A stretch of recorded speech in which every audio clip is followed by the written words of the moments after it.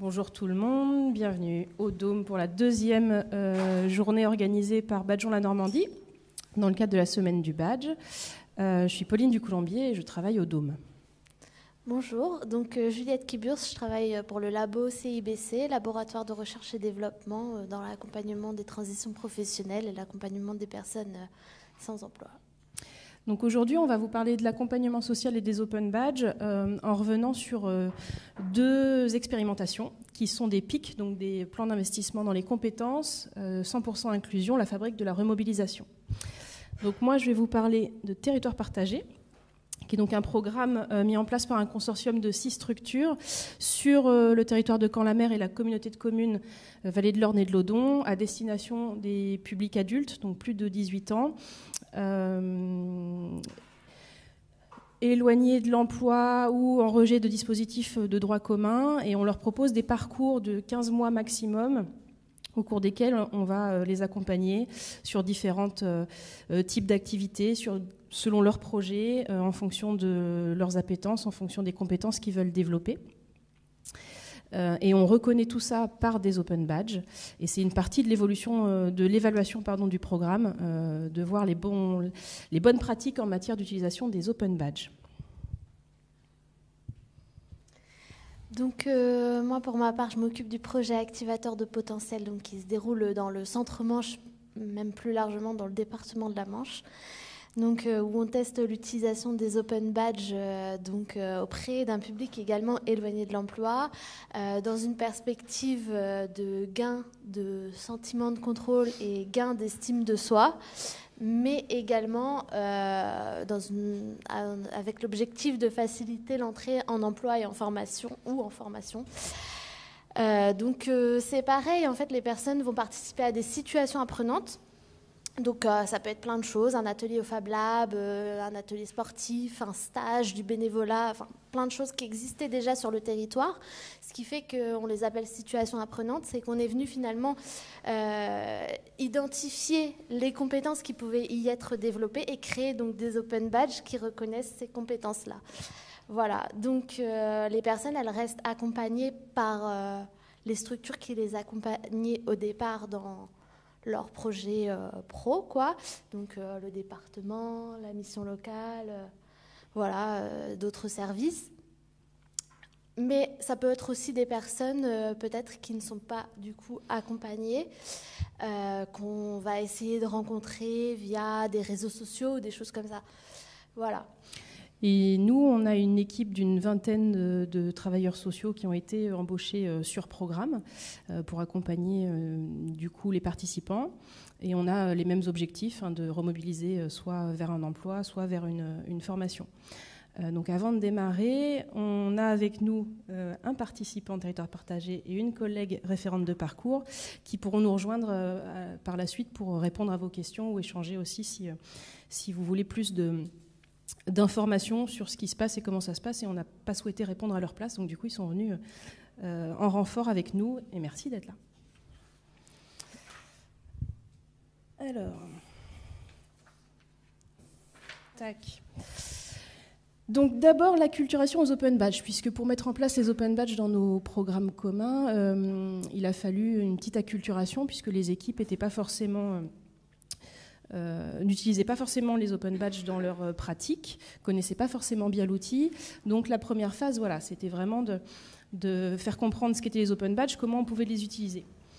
On a parfois une défiance vis-à-vis de l'outil, principalement au nom du public concerné, en disant ce public est trop éloigné, c'est pas un outil qu'ils vont pouvoir s'approprier. Donc là-dessus, nous, notre expérimentation, elle montre quand même que quand on attribue des badges à nos publics, 2/3 de ces badges sont acceptés et sont visibles dans le passeport. Donc on est quand même sur une proportion qui est assez intéressante. 2/3, ça nous semble quand même plutôt positif. Ouais. Après, d'autres choses qui ont pu être soulevées lors de cette acculturation des équipes aux open badges, ça va être par exemple le manque de reconnaissance de l'outil du point de vue de Pôle emploi ou des entreprises. Donc Côté Pôle emploi, ça a évolué un petit peu au cours de l'expérimentation. On n'a pas précisé tout à l'heure que c'est sur une durée de 3 ans, ces expérimentations-là. Nous, la nôtre, elle termine en juin 2023. Donc là, il y a eu un petit peu des changements à ce niveau-là entre le début et la fin. Mais côté entreprise, c'est vrai qu'on travaille à les mettre un petit peu plus dans la boucle, à débloquer des opportunités concrètes pour les personnes qui ont des badges. Mais cela dit, je pense qu'il ne faut pas s'arrêter uniquement à ça, puisque les badges, on les utilise avant tout pour la reconnaissance ouverte des usagers dans leur parcours et donc le développement de leur pouvoir d'agir. Si vous voulez, quand bien même une personne ne présenterait pas à un employeur ses badges à la fin, l'idée c'est que pendant son accompagnement, elle soit reconnue, elle soit valorisée, elle gagne confiance en elle, etc. Voilà, ça c'est déjà un objectif en soi, au-delà de montrer concrètement à un employeur, même si on va y revenir tout à l'heure sur ce qu'on essaye de faire vis-à-vis de ça. Mais voilà, il ne faut pas oublier que c'est aussi un outil très important dans le travail d'accompagnement. Alors dans les choses négatives qui nous étaient souvent opposées dans le travail, il y a ce côté bon point, ce côté carotte. Et en fait, on se rend compte quand même que les participants se sentent valorisés par des badges qu'ils peuvent recevoir et chacun s'approprie différemment l'objet.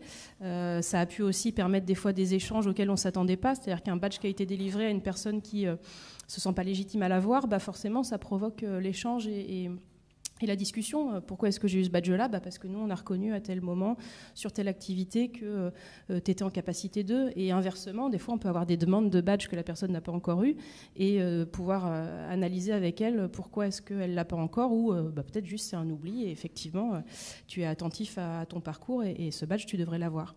Et on se rend compte aussi que c'est un vrai cahier de liaison, nous, sur Territoire Partagé, puisque donc on a un consortium de 6 structures. Les activités sont éparpillées un peu partout, entre le domaine de Beauregard, entre Colombelles, entre le Dôme, entre la AJB. Et du coup, il y a des participants qu'on voit passer dans nos structures, mais on ne sait pas forcément ce qu'elles font ailleurs selon le poste qu'on occupe sur Territoire Partagé. Donc le fait de les voir revenir avec leur passeport et de nous montrer ce qui a pu être fait et ce de quoi ils sont fiers, c'est assez intéressant. Encore une fois, ça provoque des échanges et puis un peu plus de liens entre les participants et l'équipe qui s'occupe du programme. Voilà. Et donc, on voulait revenir aussi sur un dernier point qui a pu être soulevé. C'est le manque de temps que peuvent avoir les travailleurs sociaux à consacrer à cet outil, etc.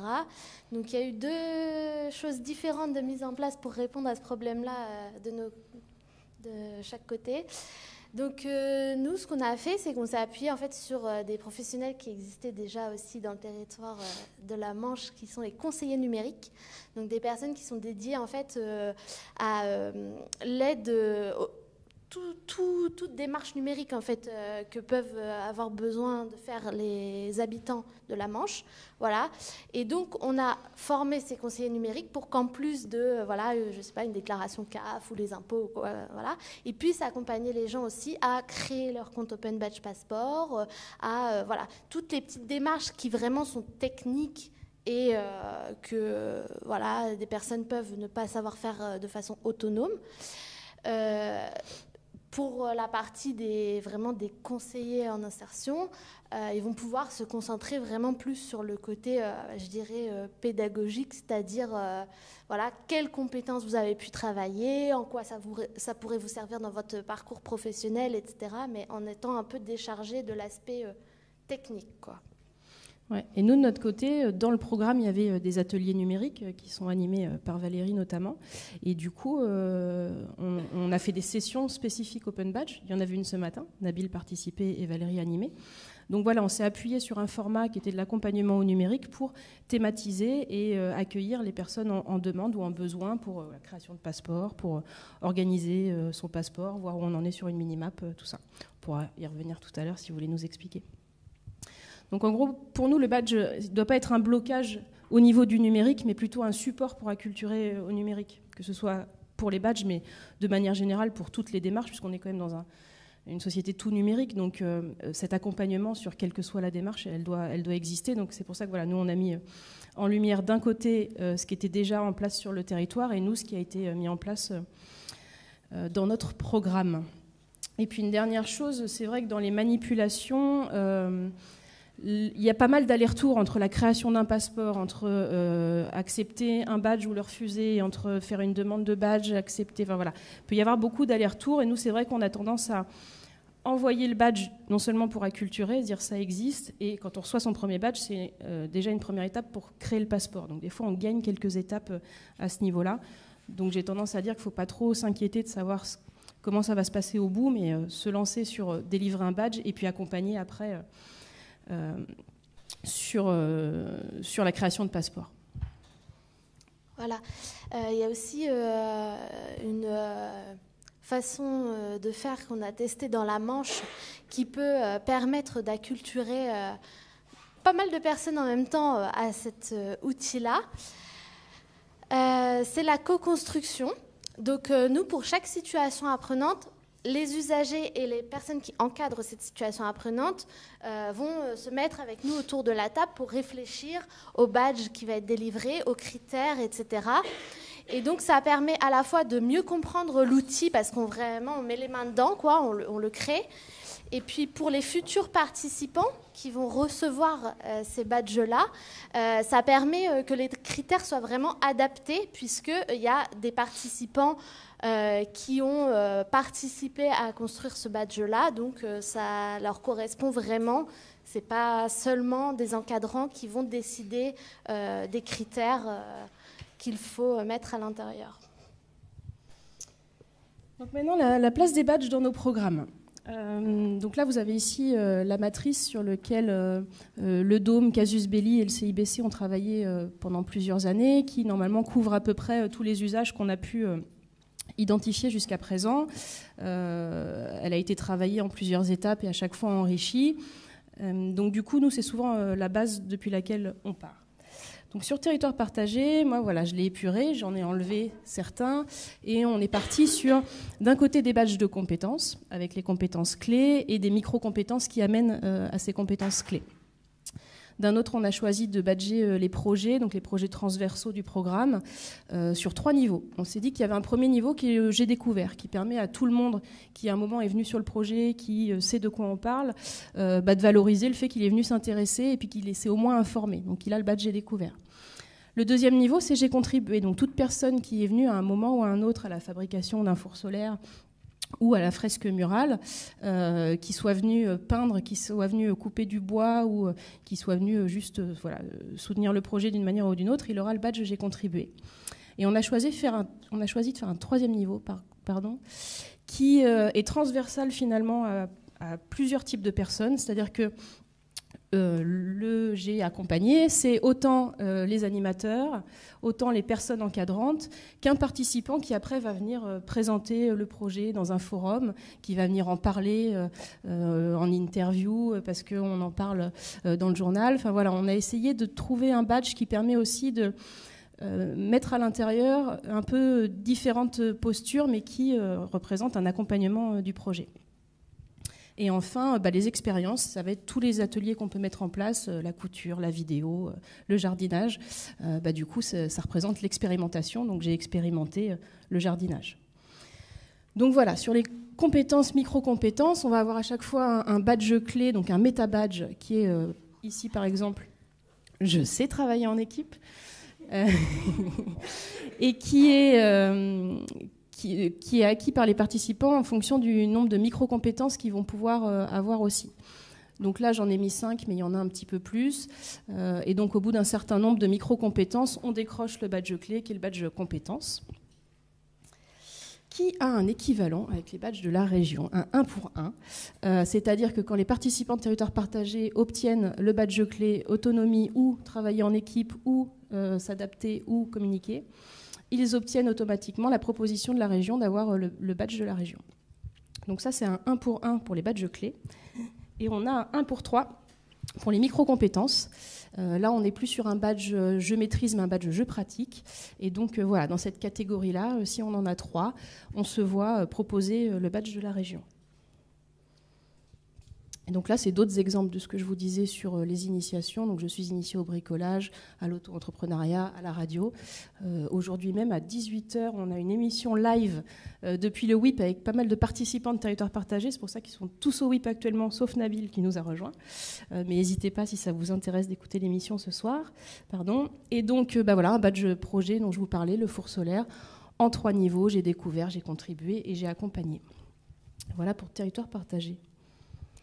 Alors du coup, pour activateur de potentiel, on a fait un petit peu différemment, mais quand même à partir d'une même intuition, qui est celle de se dire que les compétences, en fait, travaillées dans ces ateliers, elles sont aussi transférables à voilà, un emploi, etc. Donc, ce qu'on a fait, c'est que nous, on a fait vraiment un badge de compétences, ou plusieurs, mais contextualisé, donc un pour chaque situation apprenante. On ne peut pas l'avoir dans un autre cadre que cette situation apprenante-là. Mais en fait, l'idée, c'est que ce soit un outil aussi qui permette de travailler la réflexivité. Donc, voilà, comment j'ai mobilisé cette compétence, quel contexte y avait-il, si le contexte changeait, la durée ou le fait que je sois avec des gens que je ne connais pas ou dans un autre environnement, etc. Comment je pourrais de nouveau mobiliser cette compétence, etc. Donc, voilà, c'est une approche différente, mais toujours avec le même fond quand même. Et il y a quand même quelques autres badges, du coup, je veux bien que tu passes à la diapo suivante. L'exemple du badge T-Pro qui est au milieu, qui est aussi dans notre projet, mais en fait qui existait avant sur le territoire. Et c'est vrai que nous, on est plus venus dans un rôle d'accompagnement du territoire à se structurer un territoire apprenant. Donc, finalement, quand on a travaillé... pour ce badge-là, l'exemple concret, c'est voilà, on travaille avec un employeur, comment on peut co-construire un parcours, etc. On lui propose nos badges, nous, qu'on a fait, mais il dit oui, mais j'ai vu sur Open Badge Passport celui-là qui m'intéresse. Bon, on va aller voir le Greta, on ne travaillait pas avec eux avant, mais est-ce qu'ils peuvent intégrer le projet? Comment ça peut, voilà, on peut fonctionner ensemble? Et finalement, il y a des coopérations qui se créent comme ça sur le territoire autour de l'outil. Et nous, dans le consortium de territoire partagé, le Dôme badge déjà depuis 4-5 ans, ce qui fait qu'il y a aussi des badges sur lesquels on s'est reposé. Donc là, il y a 2 exemples, la découpe laser ou découvrir la langue des signes. Donc c'est vrai qu'on a continué aussi, nous, à délivrer ces badges-là pour qu'il y ait un maximum aussi de pluralité dans le type de badge qu'on peut avoir et qui dessine un peu mieux les parcours dans le programme. Alors, la mise en place de l'organisation. Alors, il y a plusieurs écoles dans la façon d'utiliser les badges. Donc, sur activateur de potentiel, par exemple, on a choisi de faire des badges que les participants doivent demander. Donc, sur la gauche, vous voyez une petite affiche. Voilà, ils ont fait l'UFO Street à Saint-Lô. Ils ont fait des ateliers sportifs, etc. Ils peuvent, à l'issue, flasher les QR codes et demander les badges de compétences qui vont pouvoir les reconnaître. Donc, il y a du coup un petit formulaire avec des questions, etc., qui, justement, accompagnent la réflexivité dont on parlait précédemment. Les personnes doivent remplir en autonomie ou accompagnées par leur conseillère ou leur conseiller. Et puis, une fois que le badge est demandé, on va leur valider. Donc, avantages et inconvénients, puisqu'il y a plusieurs écoles. L'avantage, vraiment, c'est le côté proactivité, parce que la personne, elle est vraiment dans une démarche, il faut qu'elle fournisse quand même un effort de réflexivité, etc., qu'elle aille le chercher, son badge, donc ça, pour ce côté-là, c'est bien. Il y a aussi un truc qu'on n'a pas mentionné, mais par rapport aux encadrants qui vont délivrer les badges, ils n'ont pas besoin, dans ce contexte-là, de maîtriser l'outil Open Badge Factory, d'aller sur la plateforme, etc. Parce qu'en fait, une demande de badge, on la reçoit simplement par mail, et puis ensuite, on dit si on délivre le badge ou si on le refuse, etc. Donc c'est vrai que ça allège aussi un petit peu de ce côté-là. Mais en même temps, là, dans l'exemple que j'ai montré, il y avait un formulaire avec quand même de l'écriture, des choses qui sont sollicités chez les participants. Donc, il faut vraiment que ce soit accompagné ou alors qu'on trouve des alternatives inclusives. Il est possible de faire des demandes de badge par dépôt de fichiers audio, par exemple, donc en répondant à l'oral si on n'est pas à l'aise. Enfin, voilà, il y a des alternatives, mais il faut vraiment être attentif aussi à ça. Et puis, le côté numérique, tout le monde ne va pas forcément pouvoir spontanément sortir un smartphone, flasher le QR code et voilà, faire sa démarche. Donc, c'est pour ça aussi qu'on s'appuie, comme je l'expliquais tout à l'heure, sur les conseillers numériques qui vont pouvoir vraiment être un support pour les personnes qui auraient des difficultés à faire cette démarche-là, quoi. Voilà. Et ben nous, on a choisi une autre école, du coup, de délivrer les badges directement. Donc aussi parce que, alors au Dôme, on fait comme ils font sur le programme de Juliette, on propose de demander les badges. Donc à chaque fois qu'on participe à un atelier, on peut demander les badges. Là, sur Territoire partagé, on a fait le choix de délivrer. Alors pour ce que je vous expliquais tout à l'heure, c'est que déjà ça enlève une étape qui est un aller-retour de mail, de dire je veux bien le badge, ok, vous pouvez le demander, je demande le badge, ok, je l'accepte. Donc là, on voulait un peu faciliter ces allers-retours-là et puis permettre dès le premier badge qu'on nous attribue de créer le passeport. Du coup, ça a nécessité de définir qui peut badger dans le programme. Est-ce que certains travailleurs sociaux, est-ce que certaines fonctions badgent ou pas toutes? Donc nous, on a choisi que toute personne qui était face publique pouvait badger, pouvait reconnaître en fonction de ce qu'elle observait, en fonction des échanges qu'elle pouvait avoir avec les participants. Et il a fallu définir quand est-ce qu'on badge. Donc on a défini aussi que finalement, comme on accompagnait le parcours d'un participant, on allait badger tout au long du parcours, du début à la fin du programme. Et ensuite, il a fallu du coup trouver les outils. Donc ça, c'était peut-être la partie la plus compliquée, parce que donc, comme je vous disais, on a un consortium, on est 20 personnes, on n'a pas non plus toutes les mêmes méthodes de travail, on ne voit pas tous les mêmes participants dans les mêmes contextes, donc il fallait quand même s'harmoniser. Et en plus, il y avait ce choix sur les micro-compétences de faire 2 niveaux, un niveau « je peux », qui est en gros la première fois qu'on identifie que la personne est en capacité de, et un niveau « je sais ». Et du coup, voilà, première question, c'est à partir de quand on estime que la personne sait. Et donc nous, on s'est mis d'accord en disant qu'à partir du moment où dans l'équipe, 3 personnes identifiaient que la personne savait, donc était au-delà du niveau « je peux », on attribuait ce badge-là.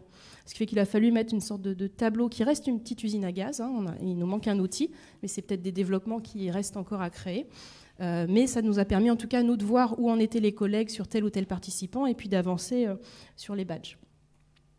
Du coup, avantages et inconvénients, c'est ce que je vous disais tout à l'heure, ça provoque la discussion. C'est-à-dire qu'en délivrant des badges, soit la personne s'y attendait et voilà, on se retrouve, on est d'accord sur où en est la personne, soit ça lui pose question d'avoir un badge auquel elle ne pense pas avoir le droit ou de ne pas avoir un badge auquel elle s'attendait. Donc forcément, soit avec son référent tête-à-tête, on en discute, soit dans une activité de groupe, on fait le point à la fin de l'atelier en disant voilà ce qu'on a vu aujourd'hui, qui pense qu'il a été en capacité d'eux, et puis voilà, ça peut être fait collectivement ou individuellement. Donc ça, on a trouvé ça assez intéressant. Comme je vous disais, les outils de suivi, c'est ce qui manque clairement. Là, quand on expérimente en plus avec cette taille de consortium, cette équipe sur ce projet, les outils qu'on utilisait jusqu'à présent de Factory ou que ce soit les Minimaps, tout ça, clairement, il y a une limite. Là, il nous manque des choses et je pense qu'il y a des outils à imaginer, à créer. Et ça, on saura tout à fait vous faire un cahier des charges si vous avez envie de vous lancer dans le développement d'un outil. On répondra avec plaisir à vos questions. Et là, j'ai rajouté, moi, justement, la proactivité qu'on n'a pas, nous, tenté, contrairement au programme de Juliette. Finalement, on l'aperçoit, puisque donc, les participants qui viennent sur les activités du Dôme, et Nabil en fait partie, sont en capacité de demander les badges, c'est-à-dire que là, sur ces activités-là, on ne les délivre pas, et on voit des demandes arriver. Donc il n'y a finalement pas de souci, ou en tout cas pas pour tous les publics. Donc ça, c'est plutôt positif de voir que voilà, les 2 méthodes finalement sont plus ou moins adaptées à nos programmes. On est bon. Alors qu'est-ce qu'on expérimente finalement sur ce programme ? Alors, dans la Manche, du coup, on a développé une application qui recense toutes les situations apprenantes. Donc, là, vous avez l'exemple de l'onglet où c'est un peu en forme de liste. Il y a aussi un onglet où c'est plutôt une carte qui va permettre de voir qu'est-ce qu'il y a autour de chez moi que je peux faire. Voilà. Donc, en fait, cet outil-là, il est assez intéressant parce qu'il peut y avoir vraiment des approches multiples et variées qui correspondent à plein de situations de publics différents.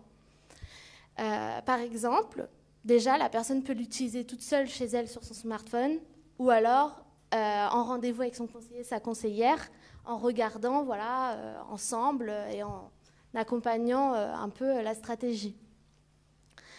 Ensuite, la personne, elle peut choisir quelque chose qui l'intéresse parce que ça correspond à ses centres d'intérêt. J'en sais rien, elle tape dans la barre de recherche musique et elle voit qu'est-ce qu'il y a comme situation apprenante sur le territoire qui correspond à ça.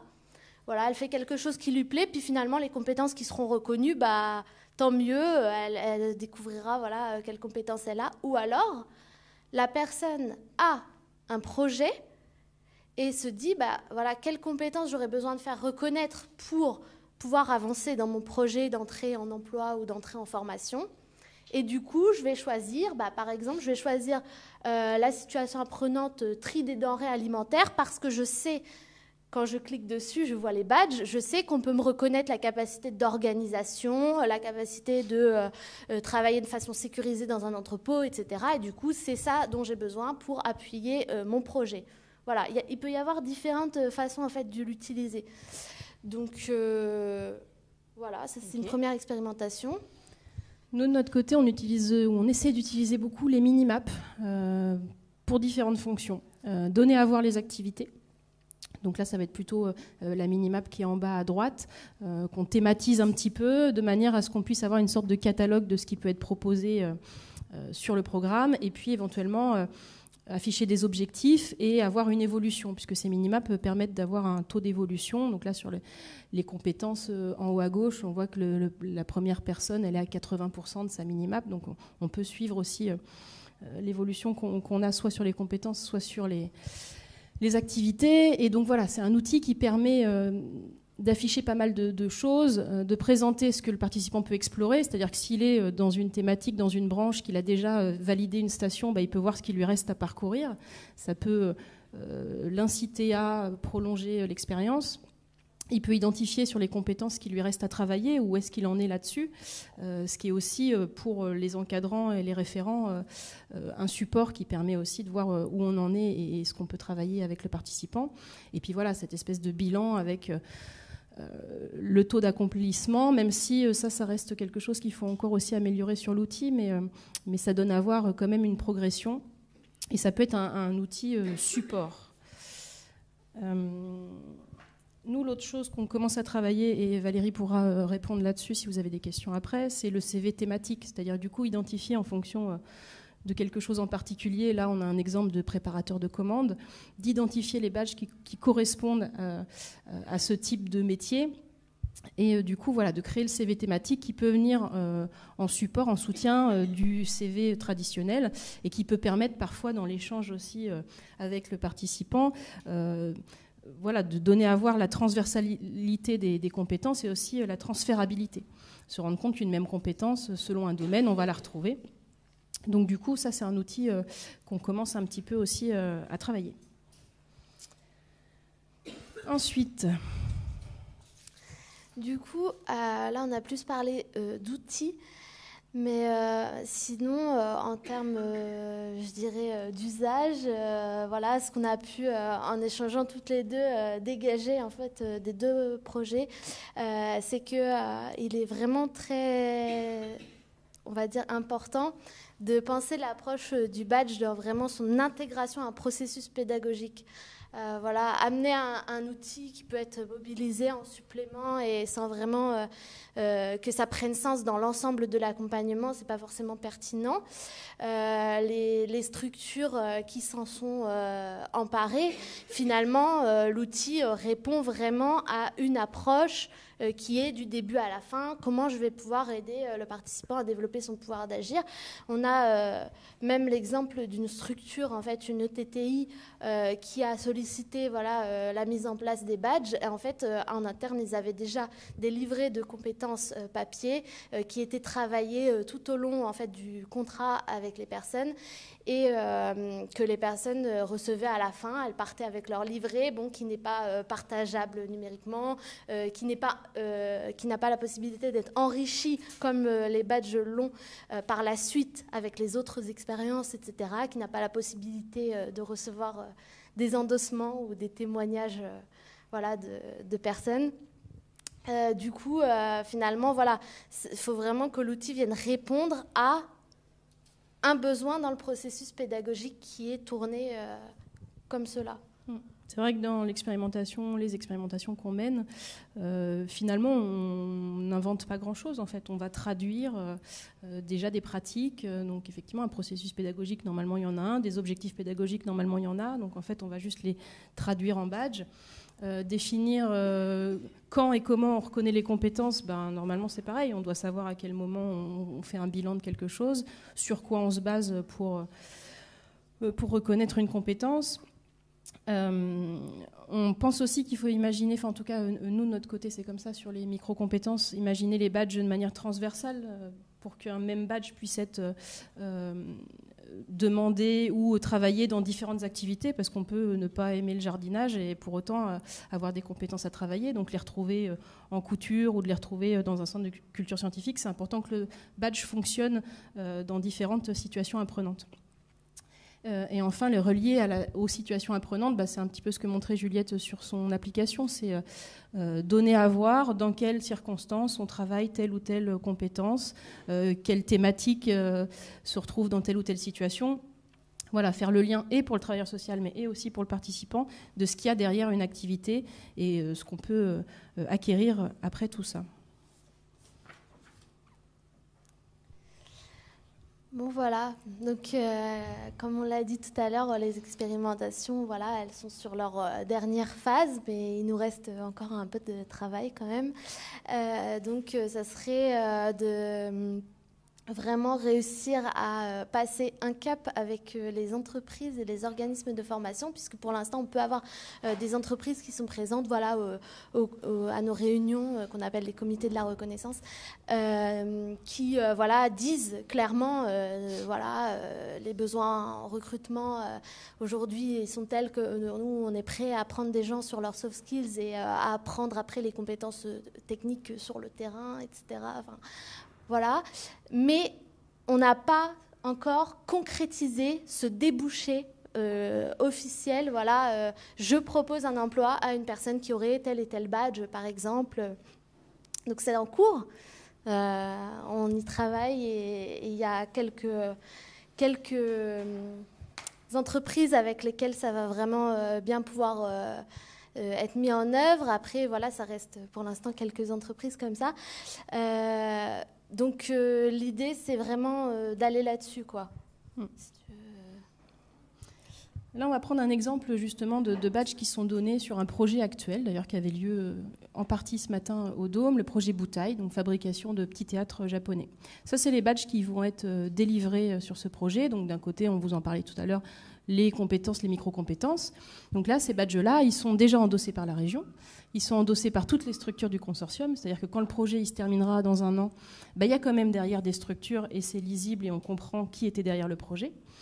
Et actuellement, la partie employeur, organisme de formation n'est pas forcément encore dans la boucle.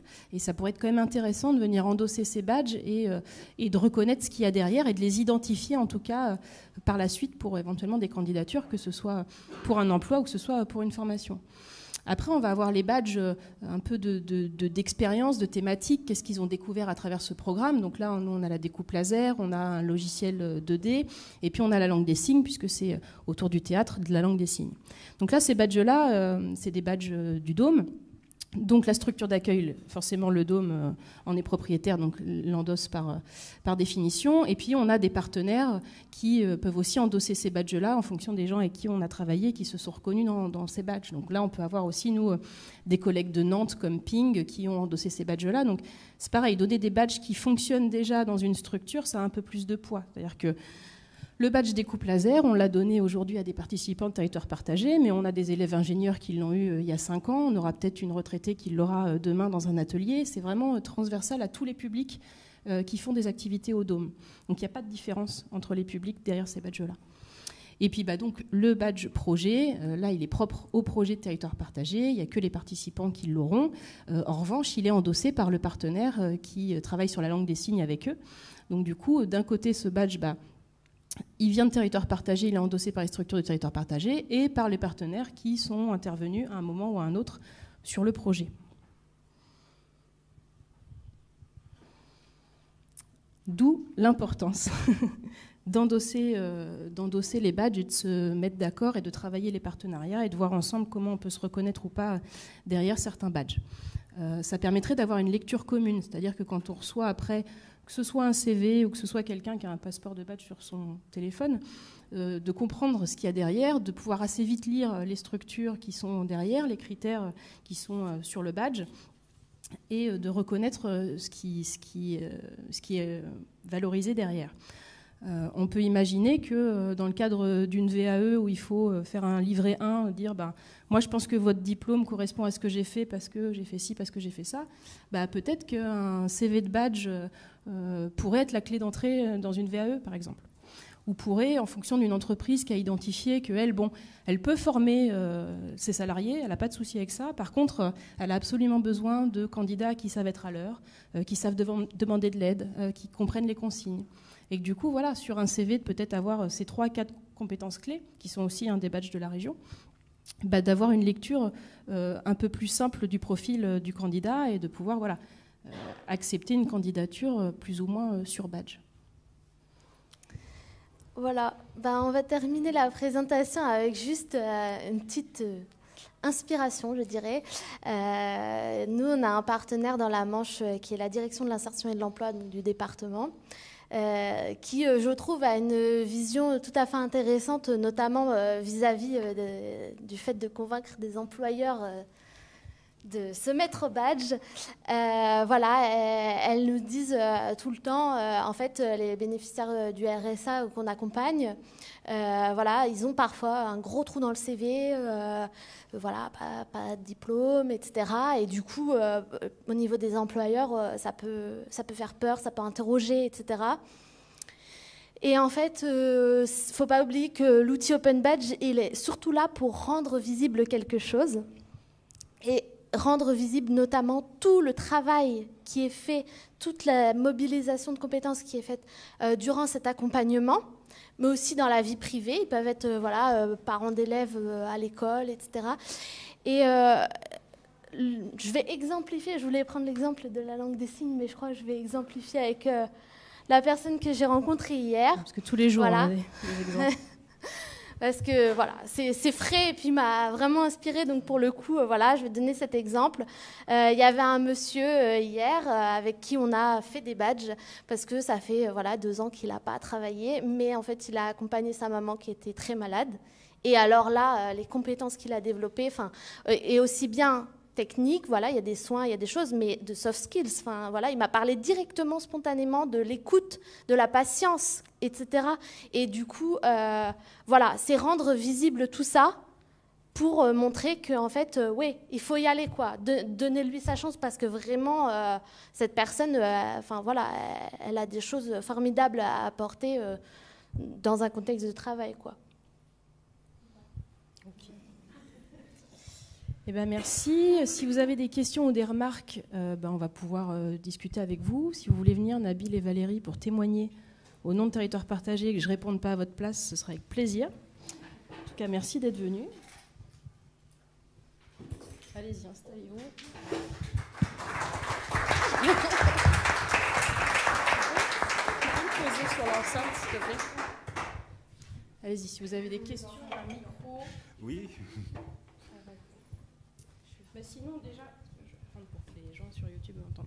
Ce matin, vous étiez en atelier, du coup, atelier numérique. Oui. Et du coup, c'était spécialement sur les Open Badges. Est-ce que tu peux nous dire un petit peu ce qui s'est passé ? En fait, j'ai participé aujourd'hui à un atelier avec Valérie qui m'a présenté les Open Badges à travers leur site officiel. Donc, c'est vrai, moi... D'habitude, je participe à des ateliers et je reçois des badges qui attestent de ma présence et les compétences que éventuellement je développe dans ces ateliers, mais j'ai jamais visité le site, mais c'était l'occasion avec Valérie qui m'a tutoré aujourd'hui pour naviguer sur le site. Et bien évidemment, je ne vais pas revenir beaucoup sur les détails techniques parce que les Jules les ont amplement expliqué. Mais pour moi, c'est comme un tableau de bord, ce que j'ai vu. Et le candidat ou le participant détient les manettes de son destin. Il jongle et navigue avec ses compétences, ce qu'il manque ici, ce qu'il peut développer. Un petit peu de connaissance à manipuler la souris et les rubriques, et ça va, ça peut marcher. Donc j'ai découvert beaucoup, par exemple les micro-compétences, le badge et le méta-badge. On peut cumuler certains badges et on se trouve avec un badge de la région, ce qui est intéressant. Ce qui est important pour moi en tant que quelqu'un qui était loin du milieu de travail, ça donne une reconnaissance et se rendre compte qu'elle a des choses à donner, qu'elle a des compétences.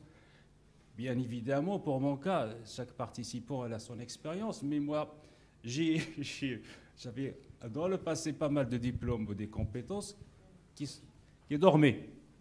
Ces badges et ces ateliers commençaient à les réveiller un petit peu et les secouer. Et je suis ravi parce que ça remonte le moral et en plus, quand on assiste à des ateliers, quelquefois on reçoit le badge. Ah ben, j'ai cette qualité. C'est bizarre ça. Et je me rends compte que c'est vrai, je l'ai développé pendant l'atelier et avec les accords, bien évidemment, avec ma référente qui me rend beaucoup service et m'aide sur ce plan-là. On choisit les ateliers et on cumule les badges petit à petit. Surtout les compétences. Le badge, c'est plutôt un caractère moral pour la personne. Mais il faut savoir toujours argumenter ce qu'on fait. Et merci. Merci Valérie. Mais je n'étais pas prévenu pour parler au micro aujourd'hui. Mais je suis piégé, mais franchement. Mais puisque vous êtes là, vous êtes venus, et le badge nous a fait rencontrer, ben j'ai pas voulu m'éclipser. Merci Valérie.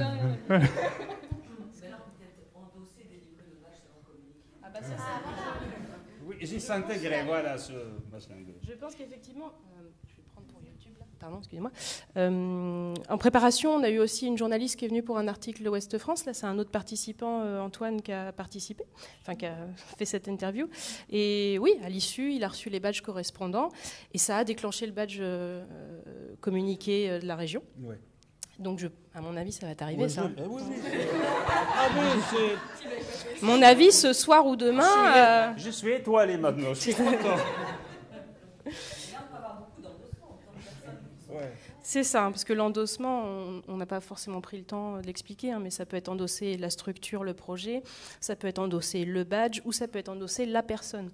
Donc, vous pouvez retrouver Nabil sur son passeport et l'endosser directement parce que vous pouvez témoigner de ce que vous avez vu aujourd'hui. Est-ce que vous avez des questions ou des remarques, Bruno? Il y a Bruno. Merci. J'avais une question pour Nabil, c'est de savoir, vous y êtes là. Avec plaisir. Est-ce que vous parlez des badges autour de vous, dans votre famille ou votre entourage? Vous avez parlé de cette expérience des badges? Oui, effectivement, j'ai parlé avec ma famille, et, les amis que je croise, mais c'est nouveau pour eux. C'est quelque chose qui trouve un petit peu complexe, oui. Voilà. Et pour vous, c'est compliqué d'en parler? Non, avec le temps, j'ai commencé à apprendre à parler des badges parce que mon apprentissage était progressif au niveau de badges, au niveau de rapport avec les ateliers, de quoi s'agit-il. C'était très progressif à fur et à mesure. En assistant les ateliers, en parlant avec ma référente et les autres animateurs, on comprend petit à petit le fonctionnement. Mais maintenant, j'arrive à transmettre l'idée de c'est quoi un badge, oui. Valérie, tu es référente de parcours. Est-ce que tu travaillais avec les badges avant ce programme? Est-ce que tu connaissais les badges? Du coup, moi, je suis référente depuis février de cette année et c'est vrai que c'était une grosse découverte parce que c'était déjà un petit peu implanté dans le projet.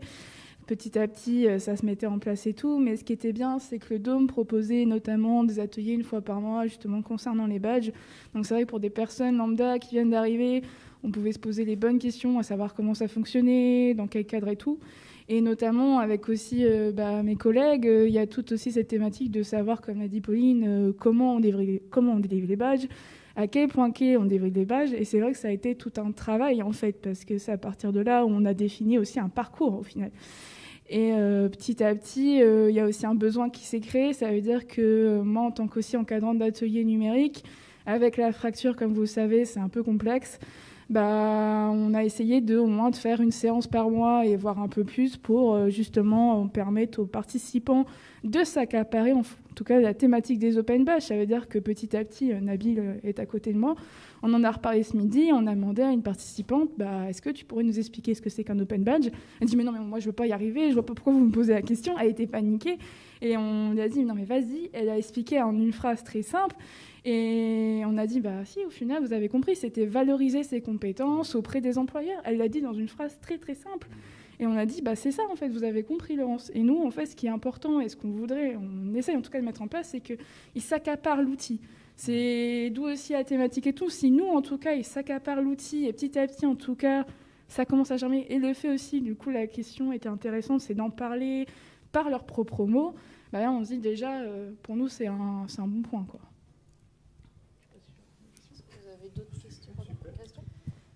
Question, remarque. Merci beaucoup pour cette présentation. Ce qu'on voit bien, c'est cette possibilité qui est offerte grâce au badge de pouvoir valoriser des micro-compétences, des choses qu'on n'a pas forcément conscience de savoir, vous le dites hyper bien, et qui participent de la reprise de confiance. On a beaucoup de projets 100% inclusion d'ailleurs qui s'appuient sur cette dimension de badge.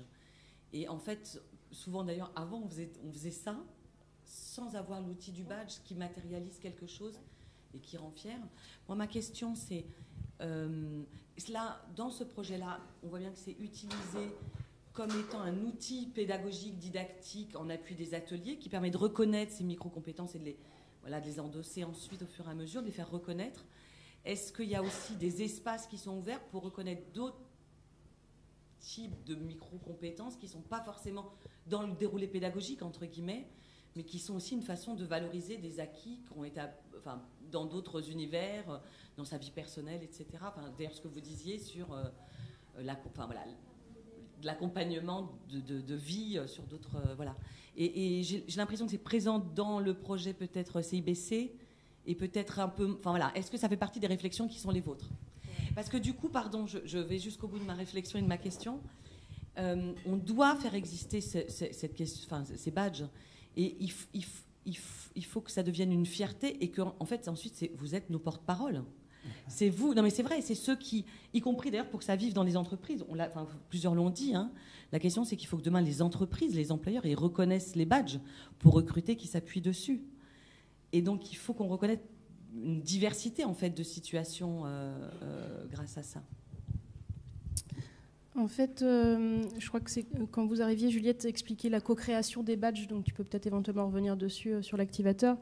Nous, c'est la brique qui a manqué parce qu'on a eu des vraies difficultés en début de programme à mettre en place les open badges pour différentes raisons. Et du coup, en ayant pris un peu de retard, on est parti sur une base d'open badge de manière à ce qu'il y ait une cohérence et une adhésion de la part de tout le monde déjà dans l'équipe. Ce qui n'empêche pas, ce qui est déjà bien, mais moi je vise un idéal, vous voyez.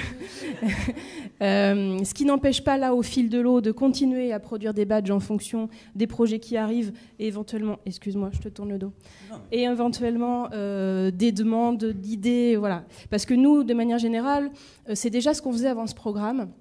Sur un programme qui s'appelait Parcours Digital. Sur une semaine, on avait des jeunes qui venaient développer des projets et apprendre à se servir du Fab Lab. Et on prenait, sur la dernière journée, 2 heures pour co-créer ensemble les badges de ce qu'ils voulaient reconnaître. Et donc ensemble, en fonction de ce ce dont ils avaient pu... Enfin, tout ce qu'ils voulaient reconnaître en fonction de ce qu'ils ont appris, de ce qu'ils ont découvert chez eux. Voilà. On mettait ensemble un pot commun et on essayait de créer les badges. Donc ça pouvait être, moi j'ai été super patient, j'ai attendu que mon collègue termine alors que j'avais fini depuis longtemps.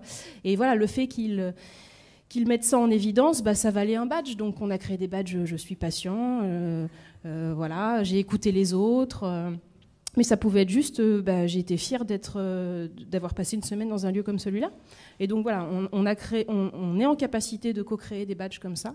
Sur territoire partagé, on n'a pas encore eu l'espace et le temps parce que c'est déjà très complexe avec ces 6 structures, ces 20 personnes, à déjà arriver à faire en sorte que ces badges existent, soient délivrés, que derrière ça arrive jusqu'aux participants, que le participant s'empare de voilà.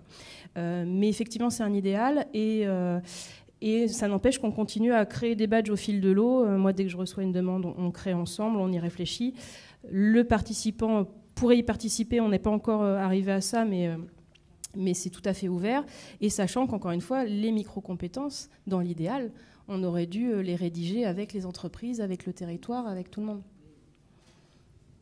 Ou au moins peut-être avec 3, 4 structures qui sont partenaires ou bienveillants sur le programme. Tu veux parler de la co-création chez vous ? Oui, ça marche encore, oui. Nous aussi, donc, on passe par la co-création de tous les badges, en tout cas qui n'existaient pas avant. Donc c'est vrai que les participants, avec les personnes qui encadrent l'activité, voilà, se mettent autour de la table et décident ensemble quels vont être les critères qu'on va mettre dans le badge et tout ça. Et aussi, pour le côté, voilà, reconnaître des choses qui ne sont pas forcément... dans le cadre, je veux dire, institutionnel de l'accompagnement, etc., c'est vrai que là, on n'a pas forcément montré beaucoup de situations apprenantes, mais en fait, on passe vraiment beaucoup par là, quoi. Enfin, là, par exemple, on travaille avec un conseil citoyen. Donc, c'est des gens, voilà, ils habitent dans un quartier et ils peuvent contribuer à l'amélioration de leur quartier en faisant... C'est complètement... libre, quoi. Ils peuvent le faire s'ils le veulent, ça fait pas partie de leur accompagnement, etc. Mais on développe vraiment des compétences en faisant ça, quoi, parce qu'on monte des projets ensemble, en collectif, etc. L'exemple que je voulais donner normalement à la fin, là, on peut le nommer. Donc, en fait, il y a à Saint-Lô un café-signe, donc c'est des gens qui se réunissent et qui parlent en langage des signes ensemble. Voilà, on peut venir pour découvrir le langage des signes ou simplement pour s'exprimer avec d'autres personnes de cette façon. Et ça aussi, il m'est déjà arrivé d'être avec un usager qui disait, mais comme en fait beaucoup de personnes au début, non mais moi j'ai pas de compétences, je sais rien faire, etc. Et en fait après, donc il voit dans les situations apprenantes qu'il y a ça, le café signe là. Ah, mais c'est trop bien, je pourrais y aller parce que moi, dans ma famille d'accueil, quand j'étais petit, il y avait un malentendant, on m'a appris à parler en langage des signes, etc. Voilà, en fait, oui, tu sais faire des choses et ça fait partie des situations qui n'auraient pas forcément été sollicitées dans le cadre d'un accompagnement ou mis en avant dans le cadre d'une recherche d'emploi. Mais en fait, c'est vraiment quelque chose qui n'est pas donné à tout le monde d'ailleurs. Donc voilà. Je ne sais pas si ça répond bien à la question. Ouais, Mathieu, tu penses à allumer le micro ?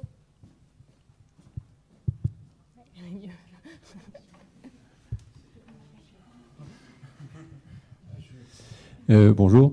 J'ai été très intrigué, bien qu'étant voisin de Juliette, par le fait de mobiliser les conseillers numériques France Service, ou en tout cas les conseillers numériques, dans la perspective de s'appuyer sur un territoire et dans toutes ses forces pour acculturer les publics reçus à l'action des badges. Mais vu le nombre de conseillers numériques France Service qu'il y a sur un territoire, je me suis demandé comment vous aviez procédé. Voilà. Et est-ce que ça pouvait faire tache d'huile, puisque c'est une compétence reconnue qui fait partie d'un diplôme, un bloc de compétences, etc. Et donc, est-ce qu'on ne pourrait pas introduire dans ce bloc de compétences la maîtrise des badges pour les formations à venir, conseiller numérique France Service ? Pourquoi pas ? Alors là, ça dépasse vraiment ce à quoi je suis capable de répondre. Mais en tout cas, comment on s'y est pris ? Donc clairement, dans le département de la Manche, il y a déjà 9 conseillers numériques qui sont embauchés par le département. Donc étant donné que nous travaillons avec la direction de l'insertion et de l'emploi, ils ont vraiment œuvré pour que ça soit facilité pour nous de former déjà les conseillers numériques embauchés par le département. Ensuite, il y a il y a des médiateurs numériques. C'est pas, voilà, les missions se rejoignent, mais mais c'est pas forcément la même appellation, qui sont financés par la région Normandie et qui avaient entendu parler des badges et qui nous ont même sollicité en fait. Après, il y a aussi des conseillers numériques qui sont embauchés. Il y a des collectivités locales qui embauchent des conseillers numériques.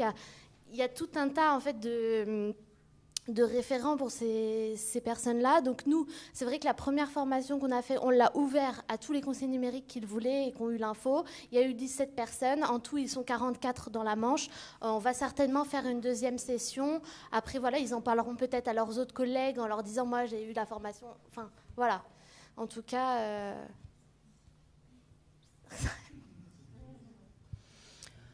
On va devoir... C'est une toute petite dernière question de ma part. Le badge a aussi une fonction de micro-portfolio. On peut documenter son badge. Est-ce que vous avez expérimenté ça dans vos 2 projets ? Alors nous, on n'en est pas là. Et c'est vrai que par rapport à la co-construction, ce que je pouvais rajouter, c'est que donc, avec le formulaire chez l'activateur, ça permet aussi que le participant puisse mettre sa propre donnée. Et nous, ce qu'on propose aux référents de parcours, c'est dans les critères additifs aussi, éventuellement, de remplir avec le participant certaines choses. Mais sur la partie portfolio dont tu parles, non, on n'en est pas encore à cet usage, qui est peut-être aussi encore assez méconnu, et ça vaudrait peut-être le coup aussi, nous, de retravailler cette partie-là.